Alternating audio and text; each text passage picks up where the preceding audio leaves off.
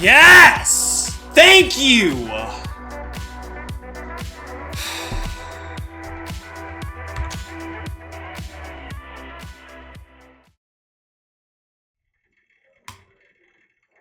Really miserable experience with a really awesome level. I just really didn't like playing this level, man. So my grand total of attempts was 4,524. For Black Blizzard, overall, that's really good. Surprisingly enough, this took me more attempts than EXO, only by like 100 attempts, but that's still kind of funny considering how difficult EXO is in comparison to this. But yeah, overall, I'm really happy with that attempt count. I think that the atmosphere that this level has is incredibly cool, especially for this time. The decoration, the atmosphere, it's super sick, and I love the song. The gameplay just really isn't for me. There were some moments where I had a pretty good time with it, but overall, it really wasn't the best experience, but it's far from my least favorite level in the game. So I would still recommend it if you're interested in it, but just personally, it really wasn't for me.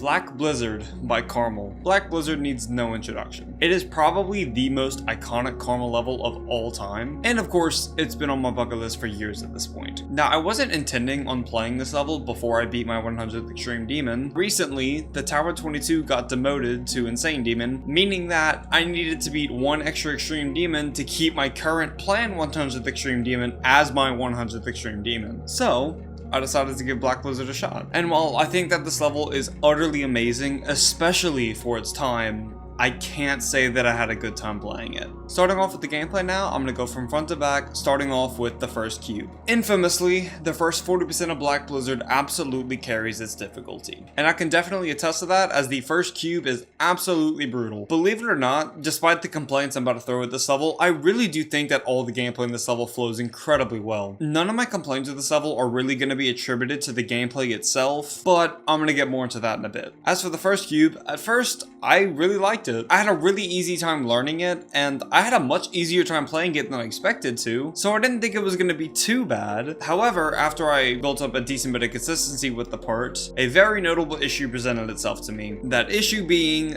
choke points. I'm really not sure how I didn't see choke points coming with this level, especially with how my experience with XO went. But yeah, this cube has a handful of nasty choke points that kinda ruined my experience with the level. I shouldn't say ruined, but it caused me to not enjoy the level as much as I probably would have otherwise. These choke points include the 2% blue orb, the 6% double click and following pink orbs, on occasion the 14% click, the 16% double click, and the 20% green orb. This cube followed a very similar balancing structure to EXO, in which I would get very consistent at literally everything except for these choke points, which resulted in me basically throwing myself at each choke point, praying that I would get past them consistently, and of course I was never able to. Again, I really do like the gameplay of this section quite a lot. I think it flows nicely and it represents the song incredibly well. If the choke points in this section and in the level overall were ironed out, I probably would have enjoyed this level a lot more than I did. Now, moving on to the second cube. A lot of people that I talked to about Black Blizzard told me that specifically the second cube in this level is the worst part of the level by far. And while I can see where they're coming from, honestly, I really didn't find this cube nearly as bad as I did the first cube. I'll go ahead and point out the choke points in this section since you know I'm going to complain about them. The section from 28 to 29% with the double clicks is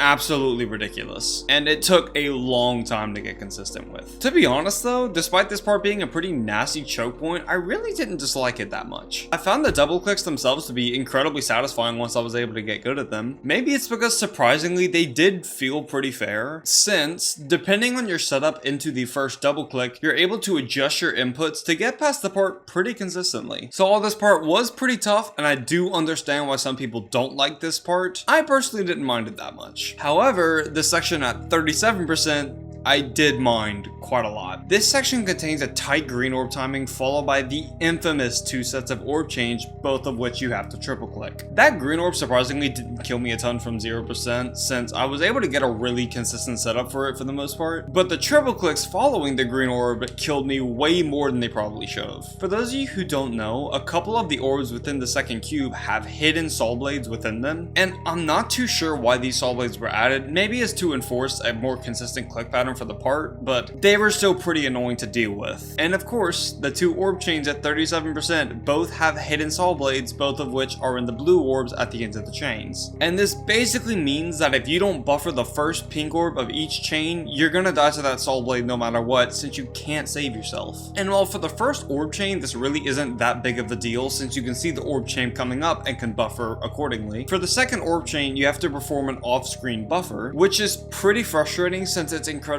easy to either release your input too early, failing the buffer and missing the orb entirely, or not following that buffer with the appropriate inputs required to hit the blue orb early enough to not hit the saw. And as a result, this part did kill me quite a lot from 0%. And since it's right before the drop of the level, it was incredibly frustrating to die to. Now eventually I was able to get the hang of it for the most part. I still would die there every once in a while, but it was better. But still, it was really annoying throughout pretty much the entirety of of my time with this level. Now, I know I did just go on a rant about the 37% section, but despite my complaints with this part, I really liked the second cube in this level. I found it really satisfying. I think that the gameplay is incredibly unique, especially for its time. And so, despite the choke points in this section, I still would say that I'm a fan of this cube overall. Now, moving on to the drop, this is where the level gets a lot more fun. The first half of the drop is a perfect way to profit off of the build-up that the pre-drop puts you through. 0 to 40% is brutal and stressful, and as a result, the further you get into it, the more tension is built. And once you finally get to the drop,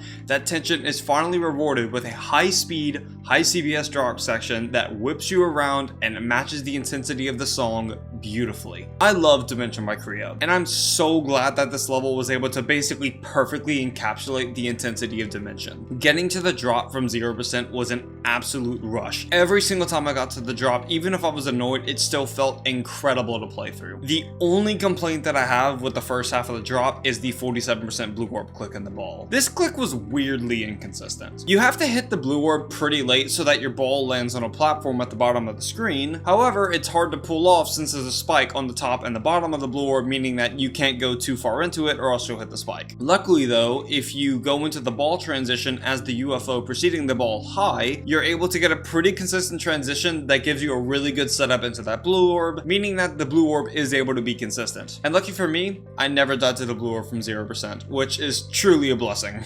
But yeah, other than that blue orb, I love the first half of the drop. It is absolutely awesome, but it's not my favorite part of the level, because my favorite part of the level is the duels. The tension that I mentioned earlier that builds up from 0 to 40% continues to build up throughout the first half of the drop. And the song, the decoration, and the gameplay all climax at the duels. The gameplay splits off into utterly insane duels. The deco begins to flash to the song, and the song itself reaches its climax, creating an absolutely unreal sense of intensity, and I absolutely love it. I love this section of Black Blizzard. I love when a level is able to tension build like this. I've mentioned it with Bloodlust, I've mentioned it with Nelv, I've mentioned it with Ocular Miracle, and now I'm mentioning it with Black Blizzard. KrmaL absolutely killed it with the tension building in this level. And even though I have my complaints with the choke points, I will forever love this level solely for its ability to tension build. Now, as for the duels themselves, I found them quite fun. I really have no complaints with them, and they were incredibly satisfying from 0%. They were a bit awkward to learn at first and a little weird to play through in the beginning, but eventually it got to the point where I could do them basically every attempt, both from 0 and in runs. I only had a single death to them from 0%, so I really have no complaints with them at all. This entire section is genuinely a masterpiece, and I absolutely loved every second of playing it. And finally, we have the finale of the level, which is the corridor. There's really not too much to say about it other than it being a don't choke section. It's not necessarily hard or unfair, and it's really easy to fluke, which is actually something I really appreciate about it. The ending feels like a release of all the energy that's built up throughout the entire level up until this point. You just got through the most intense part of the level, and now all you have to do is get through this pretty easy section and you beat the level. I love the feeling of getting to an easy ending of a level like Black Blizzard, and it's why I tend to dislike levels that have obnoxiously difficult endings. I love the way that Black Blizzard is balanced. I love the way the intensity is handled. I think that this level does it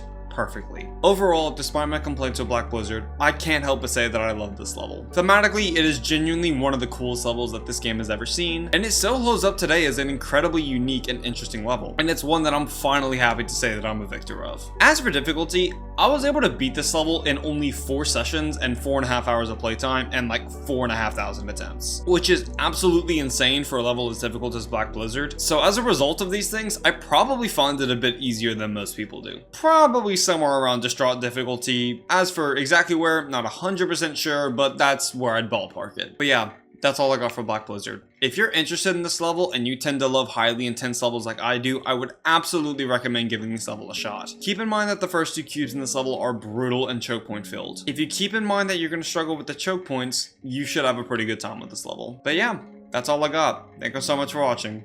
Y'all have a good one.